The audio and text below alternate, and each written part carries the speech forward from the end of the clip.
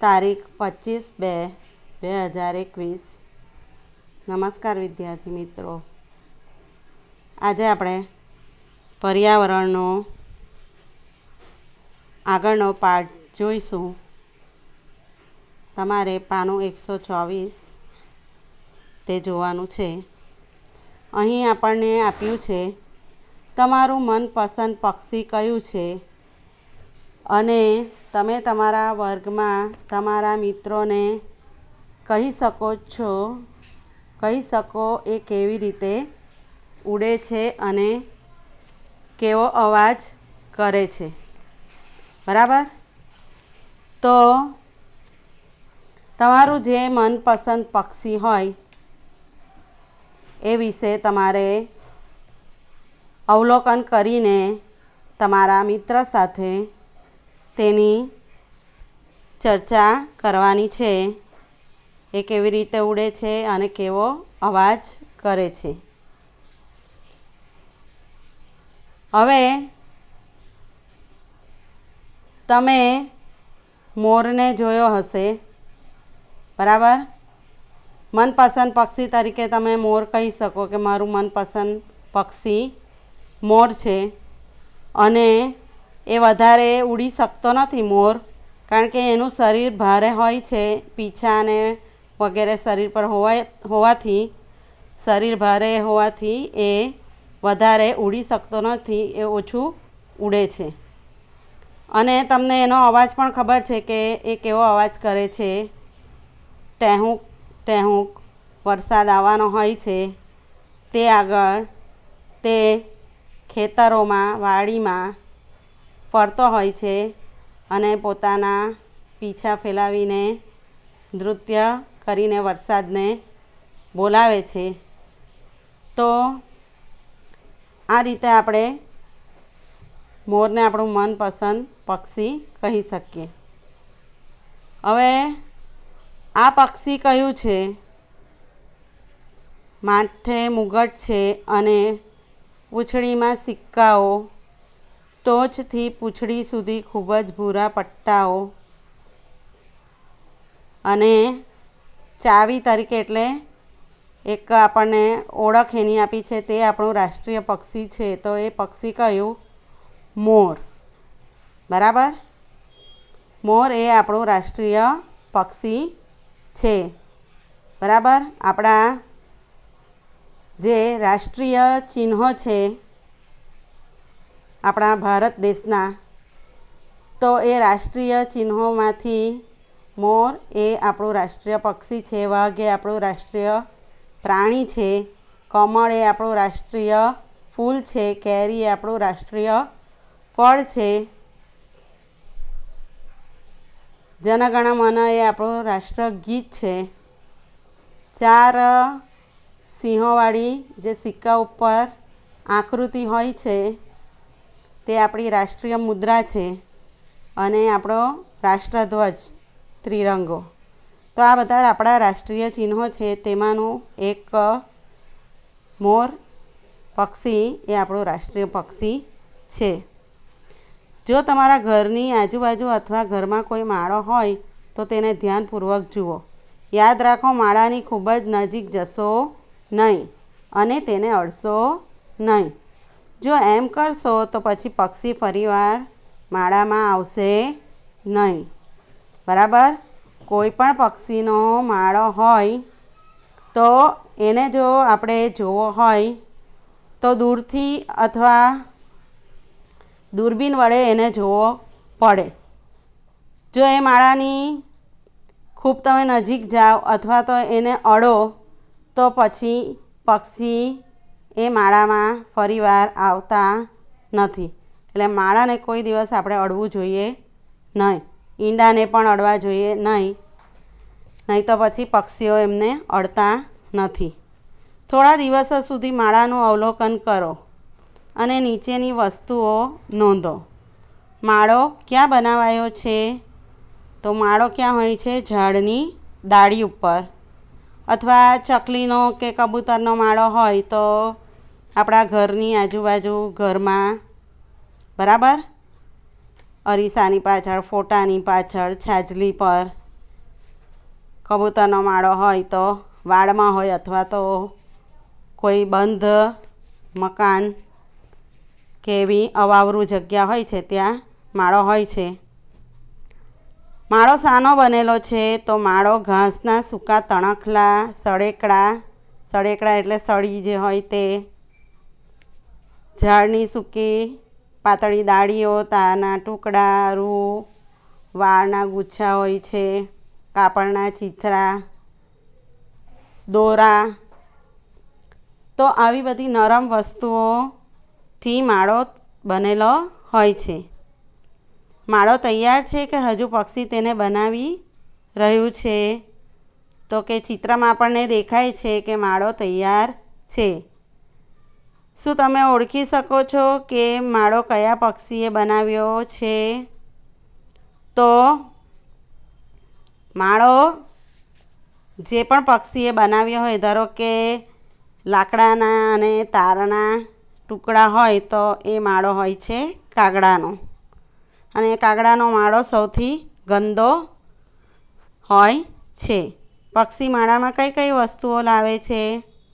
તો પક્ષીઓ જે હોય છે તે નાના નાના જીવજંતુઓ, ઈયળ, રોટલીના ટુકડા, અનાજના દાણા વગેરે એ લોકો માળામાં લાવે છે.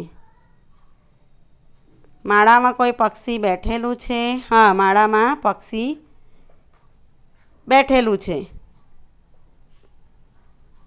શું તમે વિચારો છો કે માળામાં કોઈ ઈંડા છે? તો કે હા, માળામાં ઈંડા છે.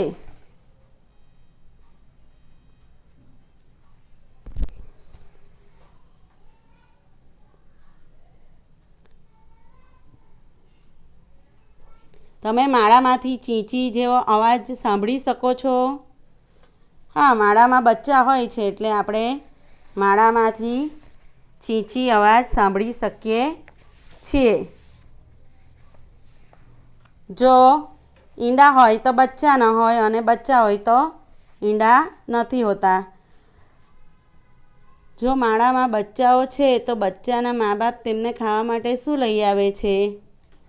તો માળામાં બચ્ચા હોય તો પક્ષીઓ જે છે તે બહારથી નાના જીવજંતુ, અનાજના દાણા, રોટલીના ટુકડા વગેરે બચ્ચાઓ માટે ચાંચમાં ભરીને લઈ આવે છે અને બચ્ચાઓને ચાંચમાં મૂકીને ખવડાવે છે. 1 કલાકમાં આ પક્ષીઓ માળામાં કેટલી વાર આવે છે? તો કે 2 થી 3 વાર.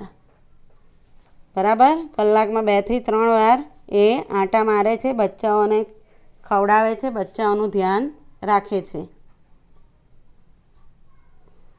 કેટલા દિવસો પછી બચ્ચા માળો છોડી દે છે? તો લગભગ 1 મહિના પછી બચ્ચા મોટા થઈ જાય છે, ઉડવા લાયક થઈ જાય છે, પછી તેઓ માળો છોડી દે છે.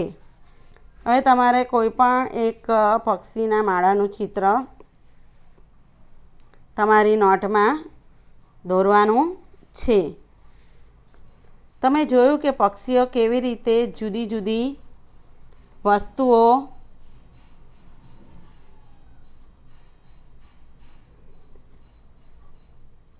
થી પોતાનો માળો બનાવે છે. તેમાંની થોડી વસ્તુઓનો ઉપયોગ કરી માળો બનાવો. કાગળનું નાનું પક્ષી બનાવીને એ માળામાં મૂકો.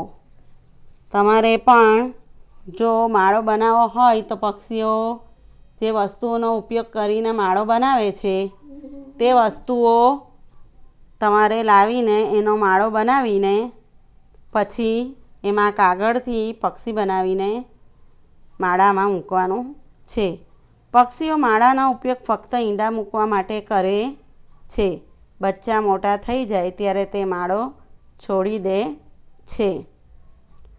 આપણે પણ ચાલતા અને બોલતા થઈએ ત્યારે આપણું ઘર છોડી દેવું પડે તો અનુમાન કરો. હવે પક્ષીઓના જે બચ્ચા છે તે મોટા થાય છે પછી એ લોકો માળો છોડી દે છે અને પક્ષીઓ માળાનો ઉપયોગ ફક્ત ઈંડા મૂકવા જ કરે છે. માળો છોડ્યા બાદ જુદા જુદા પ્રકારના પક્ષીઓ જુદી જુદી જગ્યાઓએ રહે છે. કેટલાક વૃક્ષો પર તો કેટલાક પાણીમાં અથવા પાણીની નજીક અને કેટલાક જમીન પર. બરાબર. માળો છોડ્યા પછી માળાઓ ખાલી એ લોકો ફક્ત ઈંડા મૂકવા અને ઈંડા સેવવા માટે બચ્ચાને સાચવવા માટે જ કરે છે. જ્યારે બચ્ચા મોટા થઈ જાય છે ત્યારે પક્ષીઓ અને બચ્ચા માળો છોડી દે છે. તો માળો છોડ્યા બાદ પક્ષીઓ જે છે તે જુદી જુદી જગ્યાઓ પર રહેતા હોય છે. કેટલાક પક્ષીઓ ઝાડ પર રહે છે, કેટલાક પાણીમાં તો કેટલાક પાણીની નજીક અને કેટલાક જમીન પર રહે છે. બીજા પ્રાણીઓ પણ જુદી જુદી જગ્યાએ રહે છે, જમીન પર, જમીનની અંદર, પાણીમાં અને વૃક્ષો પર. બરાબર. હવે બીજા પ્રાણીઓ એટલે કેટલાક પશુઓ અને કેટલાક પક્ષીઓ જમીન પર પણ રહે છે, જમીનની અંદર પણ રહે છે, પાણીમાં પણ રહે છે અને વૃક્ષો પર પણ રહે છે. જેમ કે વૃક્ષો પર છે ખિસકોલી છે, વાંદરો છે, આવા જે પ્રાણીઓ છે અને એ લોકો વૃક્ષો પર રહેતા હોય છે. પાણીમાં તમે જોયું હશે માછલી, મગર, કાચબો, દેડકો આવા પ્રાણીઓ અને બતક જેવા પક્ષીઓ પાણીમાં રહે છે. જમીનની અંદર કીડી છે, મંકોડા છે, સાપ છે, નાગ છે, આવા પ્રાણીઓ જમીનમાં દર બનાવીને રહે છે. સસલું જમીનમાં બખોલ બનાવીને રહે છે. જમીન પર કાચબો છે, કાચબો પાણીમાં પણ રહી શકે છે અને જમીન પર પણ રહે છે. મગર પણ પાણીમાં રહે છે અને જમીન ઉપર પણ રહી શકે છે. પાલતુ પ્રાણીઓ જે હોય છે તે આપણા ઘરની આજુબાજુ રહે છે. જંગલી પ્રાણીઓ હોય છે તે જંગલમાં રહે છે અને પક્ષીઓ જે હોય છે તે વૃક્ષો અને જમીન ઉપર પણ રહે છે. તો આ રીતે પ્રાણીઓ જુદી જુદી જગ્યાએ રહેતા હોય છે. હવે અહીં આપણને પક્ષીના પંજાના ચિત્રો આપ્યા છે અને આ જે ચિત્રો છે એ ચિત્રમાં આપણને પંજાઓ અલગ અલગ પ્રકારના દેખાય છે. હવે પહેલું ચિત્ર છે એ છે પાણીમાં તરવા. હવે બતક હોય છે, બતકને તમે જોયું હશે કે એના જે પંજા હોય છે તે આંગળીઓ જેવા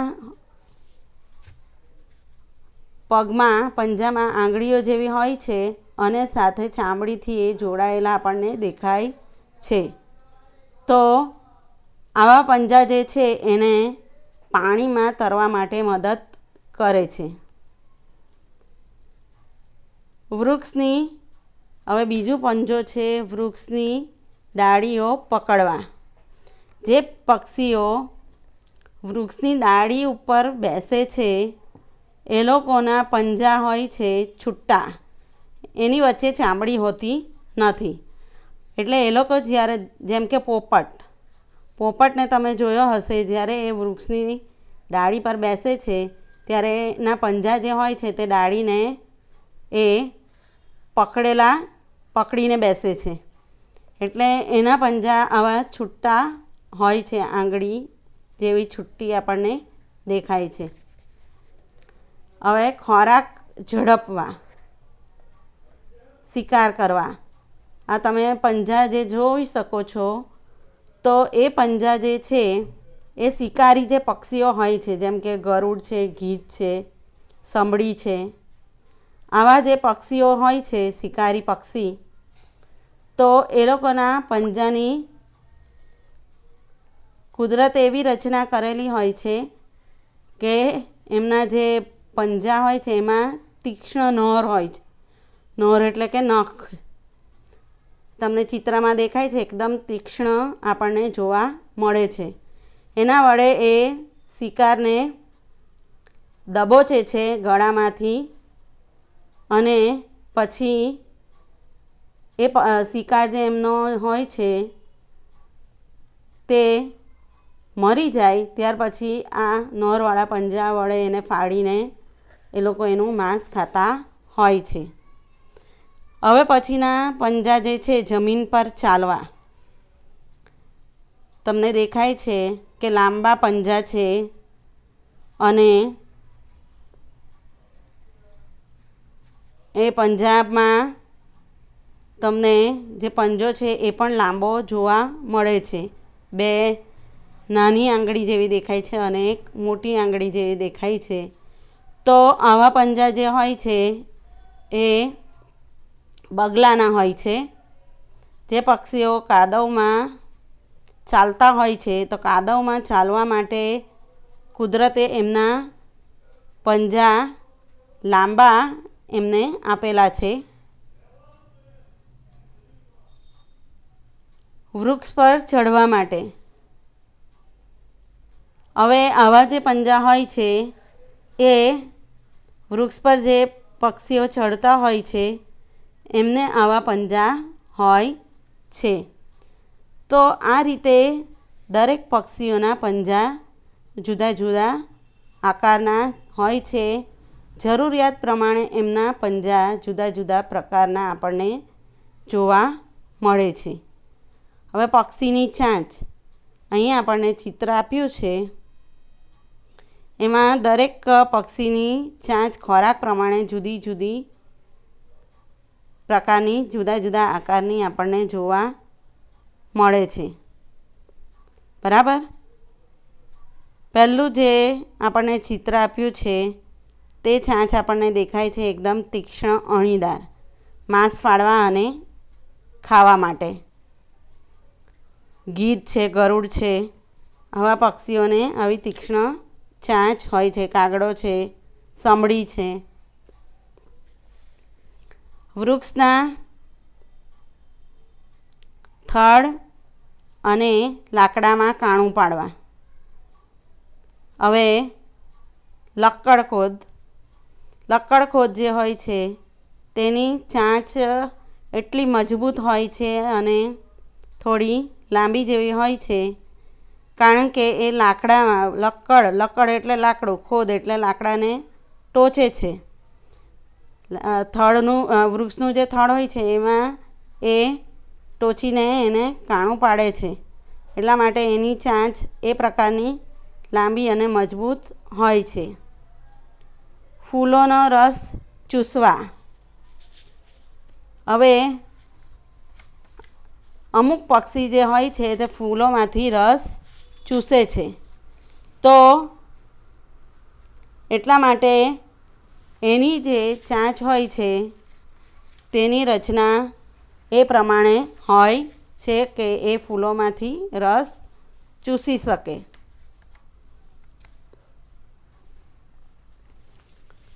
એવી જ રીતે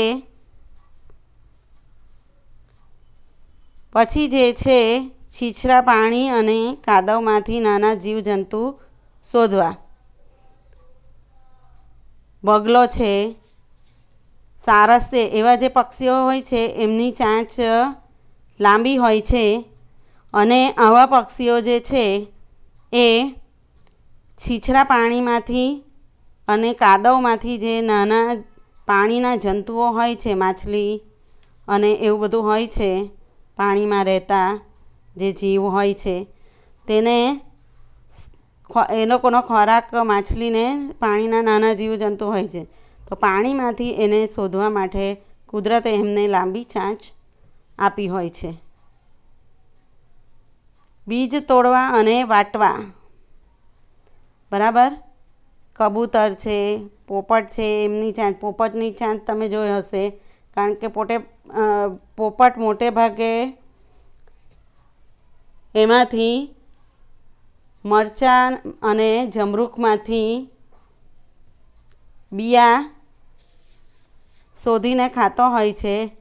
એટલે એને જમરૂખ અને મરચાં વધુ ભાવતા હોય છે. તો બીજ તોડવા માટે અને એ બીજને વાટવા એટલે ચાવવા માટે એમને આ રીતની ચાંચ આપવામાં આવી હોય છે.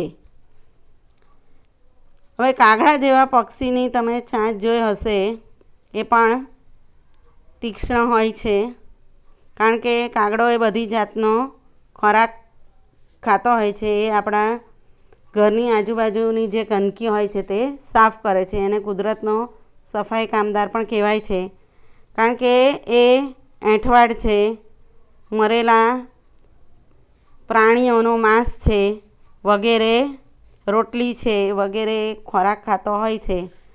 એટલે એની ચાંચ એ પ્રકારની હોય છે. તો આ રીતે દરેક પક્ષીની ચાંચ અને તેના પંજા તેમજ શરીરની રચના એમની જરૂરિયાત પ્રમાણે જુદા જુદા પ્રકારના હોય છે. તો આજે આપણે અહીં સુધી શીખીશું.